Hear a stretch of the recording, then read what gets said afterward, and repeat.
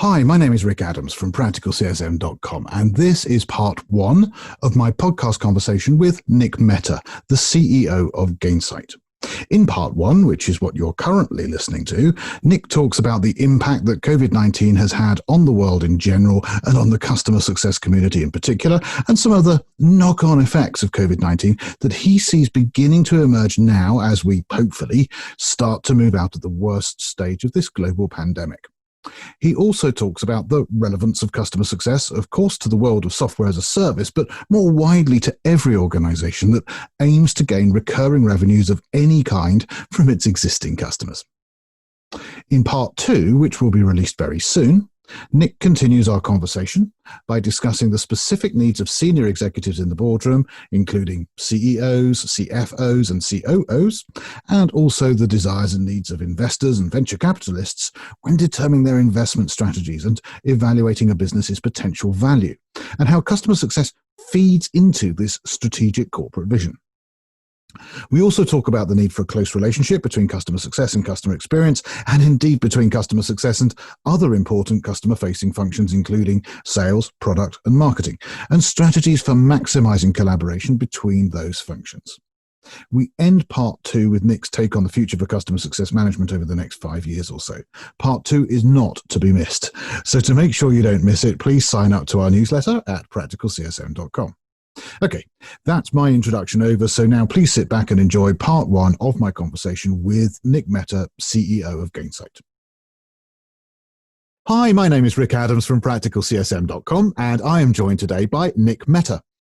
For the vast majority of customer success professionals, Nick almost certainly needs no introduction because Nick is the CEO of Gainsight, and Gainsight is, of course, the number one customer success software platform, both in terms of revenues and numbers of companies that use it. And as such, Nick is very much a thought leader and a mover and shaker within the customer success profession. And as such, his thoughts, opinions, and beliefs are well worth knowing about, because what Nick is thinking about today could well be what the reality of customer success looks like tomorrow. Nick has been the CEO of Gainsight since 2013, and during this time, he has led the company to consistently achieve regular multiple hundreds of % per annum growth to become the major player that it is today. In addition to being CEO of Gainsight, Nick is General Manager at Accelerprise. I hope I'm pronouncing that correctly. You can tell me in a second, Nick.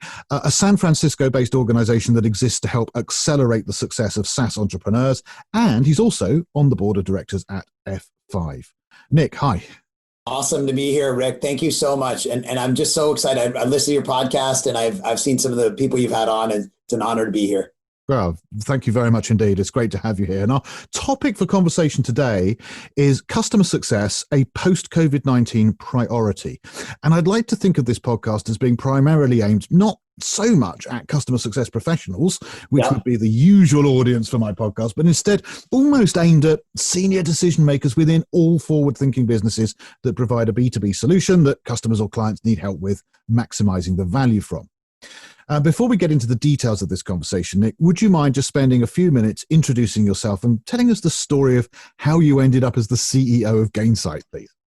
Absolutely, Rick. And it's been really just kind of the joy of my life professionally to be involved in the customer success world and kind of be part of this movement. And the story of how I got involved actually probably goes all the way back to my childhood, if you can believe it. Now, I did not say when I was a kid I wanted to be a customer success management software company CEO. But I did have an interesting story from when I was about 10 years old.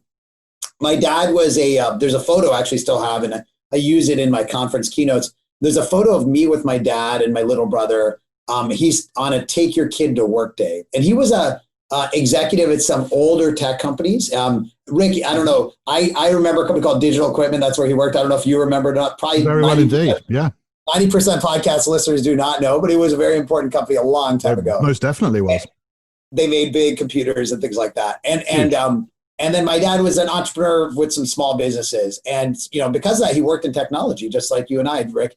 And, I remember him taking me to work when I was 10 years old and him saying that if you ever work in the technology business, there's only two jobs that matter: the people that build the product and the people that sell the product. Because once you sold the customer, they're kind of stuck with you. and then you go on to the next customer. And it's funny because that vignette from a long time ago really captured the business model for technology for decades, right? And that was just the true advice. And I actually, when I started my career, I was at an on-premise software company originally called Veritas. We were bought by Symantec, and it was a great company, but everything we had was sold kind of on-premise behind the firewall. We couldn't see what people were doing with the product. They paid us all up front, right? A big check up front. And because of that model, I eventually became the GM of a division, general manager, I was not incented to worry about whether people were using the product, whether they were liking it, whether they were going to stay with us. My focus was building products and selling them, just like my dad told me years ago, right? And then I got hired to run my first SaaS business. I was hired by a private equity firm called Summit Partners, and they had bought a company in Los Angeles. It was a software as a service company called Live Office, and they basically let you take all of your communications and archive them with us in the cloud for safekeeping and for legal purposes and things like that. But it was the first business where the customers I run, where customers weren't paying us up front, they're paying us month to month, and where we had data about what they were doing. And so really, as I was running that company, I remember the first day I came into the job, and I still had that old mindset from my dad. And I remember like literally meeting all the employees and looking for like the person that built the product, who was the head of engineering, and the person that sold the product, who was head of sales. And I said, okay, I'm going to spend all my time with you. But if you fast forward 3.5 years later, so I ran the company for 3.5 years and we sold it. In those 3.5 years, I spent the most time with the person that was managing our customers, our head of customer success. His name was Steve. And I still spent time on sales and product, but I spent the most time on our customers as the CEO. Right. And so I saw this like radical change in how your business model is constructed when your customers have power and when you have data about them, right? And that's what the cloud and SaaS is all about. So anyways, after selling the company and taking some time off, I met two entrepreneurs that had the original idea for Gainsight, and they just had an idea and they were raising money. And I met them, and it was kind of, I came on as sort of to help launch the company as a CEO in 2013. And back then, as you know, and we can talk more about it, customer success was just kind of a twinkle in the eye for most businesses, just getting started. And now, it's a sixth fastest growing job in the world. And pretty much every tech company is doing something in customer success now. So I think we're just getting started, but it's been an awesome journey. Well, I absolutely agree with you. I think it's just getting started as well. And that's a fascinating story. And I can sort of share and empathize with some of that, because as somebody who, when I was headhunted into an IT, a software startup company, and we were successful. We sold that company on the stock exchange, and I then sold my shares and started my own software as a service company. And this was in 2006. And I recognized that I just didn't realize how much a software as a service customer doesn't care about how your product works, for example. Right. What they want to know is what it's going to do for me. And if it stops doing it or just doesn't do it in the first place, well, then, of course, why on earth would they renew?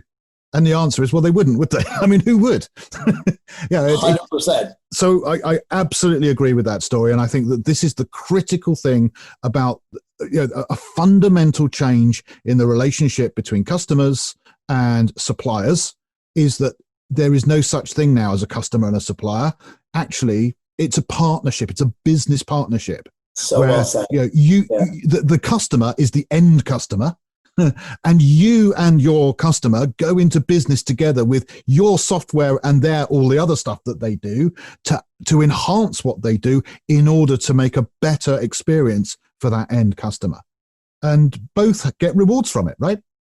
That's so well said. Yeah, you're right. The old world was kind of adversarial. You're trying to close a deal. Right. Us against them. And us against them. And now here's the keys. Shake your hand. Good luck. Exactly. Yeah, you pretend like it's a partnership, but the model wasn't structured that way. And now it is very true that your business success depends on your customer success. It really does. And so, that's what this is all about. Which is, and again, I don't want to get into this right now, perhaps, but again, it opens up a whole interesting thread about how to pick your customers, right? Because strategically, it becomes even more critical that you pick the customers that are going to help you to go in the direction that you want your business to go in. But I guess that's a topic for another conversation. And let me get back on track. It's fascinating to hear about other people's career journeys, and especially those who've been successful, such as very much yourself. But let's turn to the matter in hand, which is today's conversation topic: customer success, a post-COVID-19 priority. And in fact, about a month ago, somewhere in sort of mid-June, I reached out to you and I asked you to come on as a guest because of something that you posted on LinkedIn, Nick, which I have in front of me right now. You said, and I'm quoting, "Spoke to 4 exec teams today launching searches for CCOs or VPs of customer success. As the world rebounds, it's clear companies are prioritizing customer success," end quote.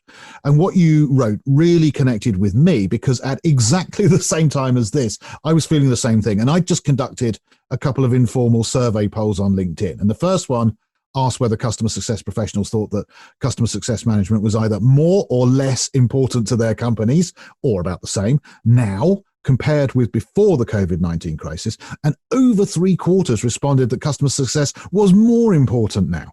And the second poll asked whether their company was either currently or planning within the next 3 months to hire additional CSMs. And this time, just over half of those who responded again said yes, they were hiring more CSMs either now or within the next 3 months. So to me, all this, both the discussions that you are having where people are telling you that they're looking to hire new VPs of customer success, or and the responses that I was getting through LinkedIn, tells me that this is very encouraging news for the customer success profession. So let me ask you this to start us off: what is this link between COVID-19 and customer success management? Or to put it another way, why might something like the COVID-19 crisis actually give rise to an increased demand for customer success management?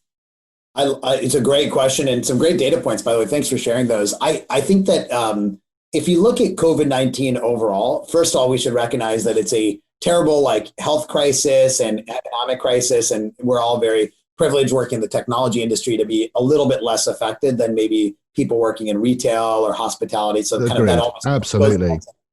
But I think one of the things that it's done for the world, which is maybe good and bad, is it's kind of catapulted us into the future that we all knew was coming, right? So in many ways, let me start outside of customer success. We knew that eventually we're going to be doing more food delivery. We knew eventually we'd be doing more telemedicine. We knew eventually we'd be doing more online education, right? And those areas have grown the last 5 years, but kind of at a steady pace. And all of a sudden, it's like that eventually is now, right? And I think that is true for customer success as well. There's so many CEOs who kind of knew the last few years as things moved to SaaS and cloud, as they saw their customers getting more power, as things turned more into partnerships, as you said, they knew they got to be more customer focused, but they were busy driving sales and all these other things. And so it's kind of catapulted the world into the future. And I'll say there's a few reasons why that's happened. Number one is that practically for a lot of companies, their new sales slowed down. So there was just less new stuff coming in, and people, when the new sales slow down, people realize, whoa, what keeps our business afloat is our existing customers, right? It's like, that's what keeps us going, and how we're making payroll and paying our bills, right? And so that's number one, is the new business slowed down for a lot of businesses, and that showed the importance of customers. Number two, the existing customers in this world actually needed more help. If you think about it, they were going through transitions. Some customers were having layoffs or furloughs. They were having to create new products and business models. You think about the average restaurant having to shift so quickly to doing delivery, right? And so the customers needed more help. So your new sales slowed down. Your existing customers need more help. And I think a lot of CEOs figured out that even if I can't sell those customers more now, because maybe their budgets are tight, if I treat them well now, they're going to remember when things start coming back. And as you know, right now, things are starting to coming back in certain regions. And what we're seeing is the companies that focus on their customers are getting them to expand and grow. And then number four is that the companies that didn't do this end up in this tough situation where the customers are looking at all their spending. They're kind of ranking it all, right? 1 to 10, 1 to 100 right, in a spreadsheet. And they're saying, which of these things do we really need, right? Every CFO is like, do we really need this? Are we getting value? And so the vendors that weren't doing this are then suffering because their customers are like, you know what? We're not getting value from this. So you had all those kind of factors, both the positive of, hey, if we focus on our customers more, we're going to grow with them over time. The negative of, if we don't, they're going to cut us out of value. The imperative, because new sales slow down. And I'll just wrap this up by saying, just as an example of kind of like a real world, how this showed up. I've talked to, as you know, I love talking to customers. Like just since COVID, I've probably talked to at least 500 companies or maybe more. One of my favorite stories was a CEO I emailed who runs about a 500 person company. And he's a friend of mine. I said, hey, how's this going? They're Gainsight clients. I emailed him, how's it going overall? How's it going with Gainsight? How's it going with customer success? And he said, it's challenging, but as an overall in the economy, but what's good is we're finally doing all the things in the world of customer success that we always should have been doing, but we never got around to. Now, isn't that interesting? It includes both in terms of customer success, in terms of using Gainsight. And then he said at the end, and it feels great. So I think for him, it's like, I'm finally doing the things I know we should have been doing, but we were kind of putting off. And I think that's a good kind of captures well what's happening right now. That's fascinating. And is this demand something that's only relevant to SaaS companies, or let's say, the small startup tech firms, or if not, then, who do you see customer success management becoming relevant to now and on into the future? And I guess what I'm asking is, what's your overall vision for customer success management within perhaps any modern forward-thinking company, perhaps particularly B2B, perhaps particularly with more complex solutions, but, what can it do for that company and how can it achieve that? Absolutely. So if you look at the broad opportunity of customer success management, it certainly started with SaaS and cloud, and then it expanded into, the world of like older software companies that are trying to transition to the cloud, the Adobes and IBMs and VMwares of the world. Yeah. But what the big opportunity is, it's really any company that has, what people refer to as recurring revenue, meaning it's not just a one-time sale and you're done, but you have some kind of ongoing stream of purchases, whether that's, a company that sells equipment with maintenance contracts, the service contracts, whether it's somebody that sells supplies and then kind of a refill of those supplies, whether that's a digital media company selling online subscriptions, whether it's a payments company helping to facilitate a stream of payments. There's a lot of different examples. I'll give you a couple examples that jump out, but they all have this common theme of recurring revenue. That's kind of the one component. And then the second component, the vital second component, is having data about your customers. Because it's not just about having customers that have recurring spend. It's about the fact that now in this digital world, I can actually see what they're doing and I can actually be more proactive with them. So those two ingredients together define what customer success is and the opportunity is. And as you know, we wrote this book, Customer Success Economy. The reason we call it Customer Success Economy is customer success is showing up across the economy. So just some examples from the book. We interviewed companies like Rockwell Automation, which is a manufacturer of industrial equipment. Think of I know them well. Yeah. Yep. And they have in the traditional business model of equipment, you sell the equipment, a lot of money up front, and then you have a maintenance contract, which is some money over time. And that maintenance is actually very vital for the business because they make a lot of money off of it, right? It's kind of like a warranty in the consumer world. Absolutely. And the reality is in this new world, Rockwell actually has the ability to put sensors into the equipment so they can actually see what's happening, what the customers are doing, and they can turn that maintenance contract, which is a little more reactive, into a more proactive service. So they took the sales team that would sell the maintenance contracts and turned them into a customer success team. So that's one example. A second example, a really interesting one, given everything going on right now, is a company called ResMed. ResMed is a big medical device manufacturer, and they make specifically devices around respiration, breathing, things like that, which you can imagine is kind of important right now. They, in fact, are one of the biggest makers of ventilators. So they made ventilators actually, to help this terrible crisis we're going through. But ResMed's business has really transformed over the last few years because they basically sell the equipment, and the way they sell it is one of the equipment they have is what's called a sleep apnea device, which is if you have sleep apnea, which is a common syndrome a lot of people have where they kind of aren't breathing well at night, you use this device in your home. It's called a CPAP device, and it basically will kind of help you breathe better while you sleep. Now, the old model, they would sell that device through distributors, through kind of partners, and eventually the customer, and they wouldn't really know anything except that they sold it, right? They wouldn't have all this data about what's happening. And now they've got data instrumented in these devices, and they've got like consumer apps that people can use. It's very, very modern business now. And they've bought some software companies to help in this process.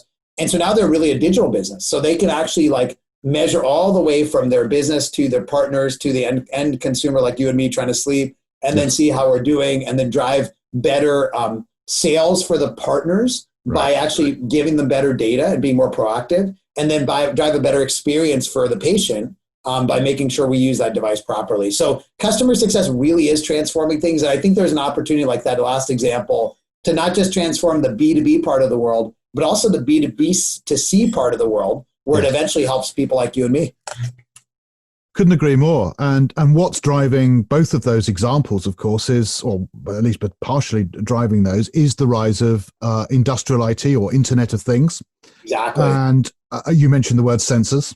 And the ability now to manufacture, to join manufacturing, traditional manufacturing, with modern technology, if I can put it that way.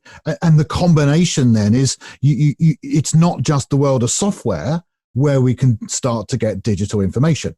We can also then extend that out to the real world, let's call it. And I'm thinking again, going back to my sort of Cisco days, of things like, Rockwell Automation was a massive Cisco partner, for example. But I'm thinking of things like railways, for example, or things like the petrochemical industry, or things like exploration, or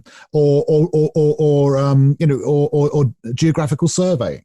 So there are so many ways in which I think customer success can be and will be applied in the future. I think it's very, very exciting indeed. So yeah, it's really interesting because if you look at all those examples, there's great examples, and obviously those industries don't move as fast. They're just big.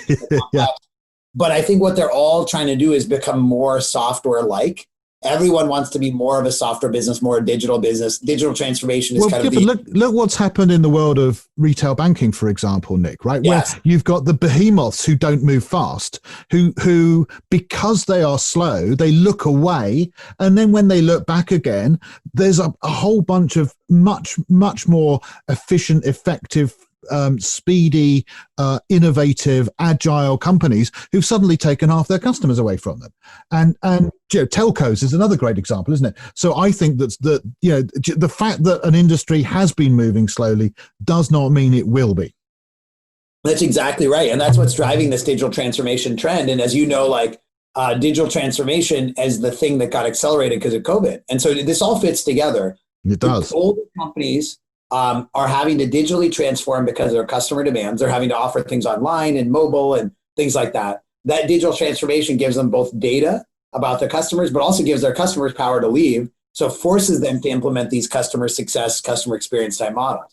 The younger companies are kind of scaling so fast, and they've got to make sure that they keep up with their customers, and they've got to be differentiated in their experience. So they're implementing customer success and customer experience. So both sides of the economy, the young upstarts and the kind of big incumbents, are both implementing the stuff that you and I are so passionate about. Yeah, no, it's good. I'm getting excited just talking about it, Nick. Same here.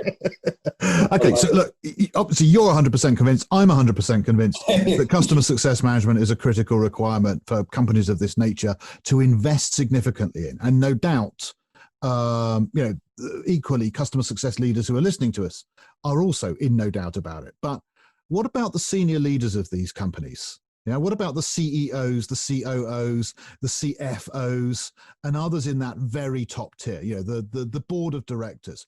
Why should they be interested in investing in customer success right now? And how, what these types of people, they are making decisions using different criteria than perhaps the average customer success manager. Okay, that's the end of part one. As I mentioned at the start of this podcast, in part two, Nick talks about how customer success helps senior executives achieve their strategic corporate vision and how customer success feeds into the desire from investors and venture capitalists for lean businesses with predictable revenue models. He also discusses how customer success fits as one part of the overall company, and we end with Nick's thoughts on how he believes customer success will continue to grow in importance over the foreseeable future. Do not miss part two, which will be out in a few days' time.